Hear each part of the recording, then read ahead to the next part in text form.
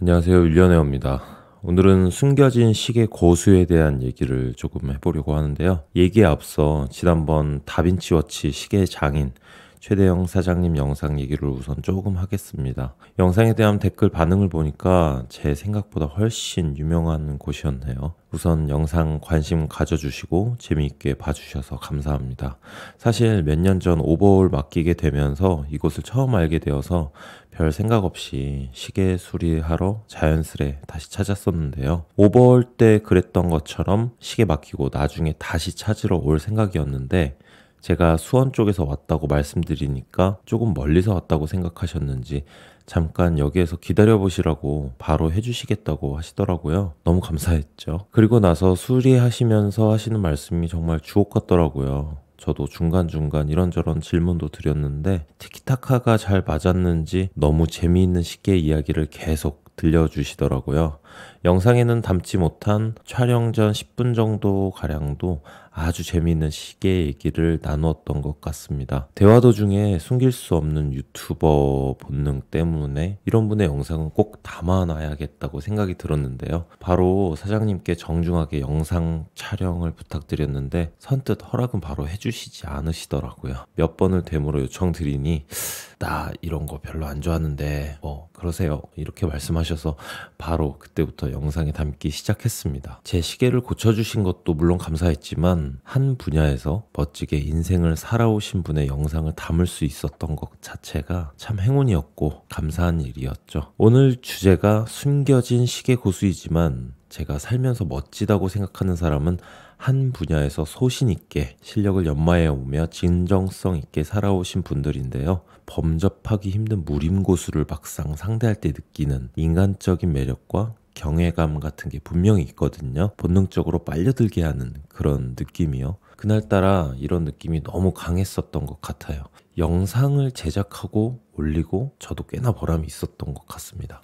그런데 며칠 전에 지난 영상 댓글들을 쭉 읽어보다가 갑자기 잊혀졌던 기억 속의 인물이 제 머릿속을 빠르게 스쳐 지나가더라고요. 20년이 조금 더 되었네요. 2002년에 제가 녹색 옷을 입고 특수요원 활동을 하던 시절에 제 선임 중에서 시계를 유난히 좋아해서 시계 얘기를 많이 들려주던 그런 형이 있었습니다. 시간이 많이 흘러서 그 형이 들려준 모든 이야기를 제가 기억해낼 순 없지만 몇 가지 기억나는 것이 아버지가 시계 장인이시라는 것, 세라믹으로 시계를 만드는 연구를 하고 있다는 것, 시계 유리는 사파이어 글래스로 해야 기스가 잘 안 나서 좋다는 것, 이 정도 기억은 생생하네요. 실제로 그 형이 차고 온 시계를 구경시켜 준 적이 종종 있었는데 직접 만든 수제품이었고 시계 브랜드 이름이 였던 것 같아요. 시제품인지 양산품인지 잘 모르겠지만 아무튼 그런 시계였던 것 같습니다. 20대 초반의 나이에 시계의 문외한인 제 시각에서도 완성도가 꽤나 좋아 보여서 브랜드는 둘째치고 좋은 시계 같다는 느낌이었다랄까요? 평소 시계에서 잘 보지 못했던 소재의 묵직함과 깔끔했던 디자인이 꽤나 인상적이었던 느낌이었던 것 같습니다. 제가 공익하면서 여러 쓰레기 같은 선후배들도 많이 봤었지만 이 형은 인간적으로 꽤나 자상했던 형이어서 좋은 향기로 머릿속에 남아있는데요. 인상 깊었던 게 섬세한 감성으로 시계를 좋아했었지만 마초적인 남성스러운 느낌도 강했었던 것 같네요. 운동을 아주 열심히 해서 몸도 좋았고 무술도 즐겨 했던 것 같았어요. 아무튼 이 형은 하고 있는 어떤 것에 대한 집착과 집념이 강했던 사람으로 각인되어 있습니다. 갑자기 그 형 생각에 너무 궁금해서 무심코 네이버에서 그 형 이름에 시계라는 단어를 조합해서 검색을 해봤는데요. 아니나 다를까 반가운 사진과 글들이 보이더라고요. 탕마라는 블로그명으로 활동도 했었고 10년 전쯤에 실제로 지그라는 브랜드를 론칭해서 1인 시계 제작 기업을 만들어서 운영하는 소식을 접할 수 있었습니다. 조금은 시간 지난 글들이었지만 뭔가 꿈을 이뤄가고 있는 그 형의 소식을 접하게 되니 정말 반갑더라고요. 역시 제가 사람 보는 눈은 좀 있는 것 같기도 합니다. 여기서 잠깐 언론사 인터뷰 나온 자료들이 몇 개 있는데요. 그 중에서 2010년 시사투데이에 실린 기사 일부분을 추려서 잠깐 읽어볼게요. 국내 시계 시장에 새 바람을 일으키며 나타난 순수 국내 브랜드가 있다. 1인 기업 대표 황진영 씨가 공개한 시계 브랜드 지그가 그 주인공이다. 황진영 씨 단독으로 기획부터 디자인, 제작, 제품 출시에 이르기까지 2년에 걸쳐 이뤄낸 성과인 지그는 사람들에게 좋은 반응을 얻으며 주문이 늘어나고 있다. 국내 시계 회사들이 유행에 맞춰 빨리 만들고 빨리 파는 것을 반복하며 새로운 것을 만들어내는 것에 도전하지 않는 상황에서 황진영 씨의 도전은 국내 시계 시장의 긍정적인 변화를 이끌어낼 것으로 생각된다. 시계에 올인한 남자 황진영 씨 도전기를 들어봤다. 황진영 씨가 지그라는 시계 브랜드를 기획하게 된 동기는 자존심 때문이었다. 대학 졸업 후 시계 제작 업체에 근무하던 그는 2004년 세계 최대 규모의 시계 보석 박람회인 스위스 바젤 월드에 전시자 자격으로 참여하게 됐다. 그에게 충격을 준 것은 다름 아닌 실제 제품 자체가 보여주는 품질의 차이였다.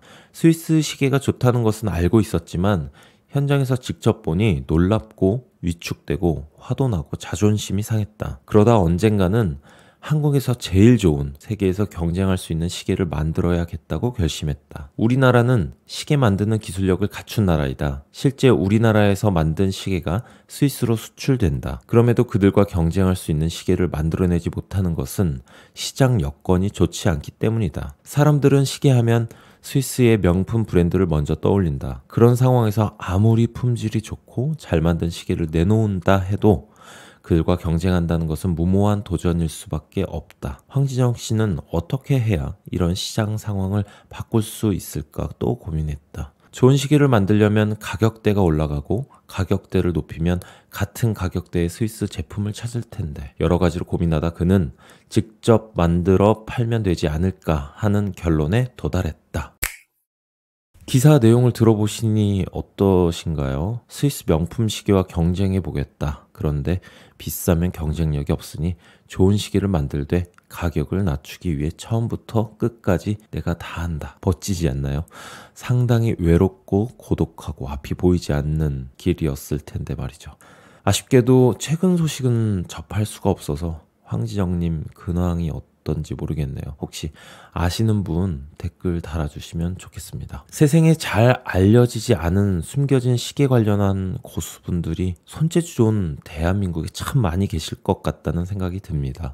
하다못해 시계 커뮤니티만 봐도 시계 관련한 지식의 깊이가 대단하신 분들이 많으신 것 같더라고요. 하지만 어떤 분들은 시계 사랑이 너무 대단한 나머지 시계에 대한 공부와 지식이 있어야 그것을 누릴 자격이 있다고 착각하고 계신 것 같기도 합니다. 지난 영상 댓글을 보니까 생각이 좀 다르신 분이 계시더라고요. 패션이나 재화의 수단으로서의 시계 사랑은 좀 다른 영역 같습니다. 경제력만 받쳐준다면 그건 개인의 선택의 문제이지 시계를 차고 말고 하는 자격까지 운운할 문제는 아니라고 봅니다. 아무튼 모든 분야에 숨겨진 장인이나 고수분들이 많이 계시겠지만 인간 고유의 아날로그적인 감성과 재주로 접근하는 영역은 특히 더 가치가 있어 보입니다.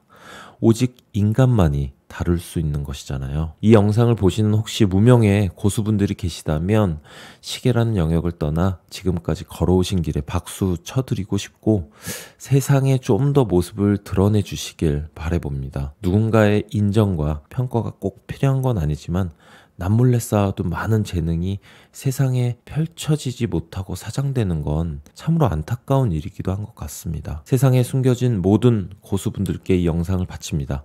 저 같은 사람들이 뒤에서 항상 묵묵히 응원한다는 걸 꼭 좀 알아주시면 좋겠네요. 무명의 고수분들 오늘도 화이팅! 감사합니다.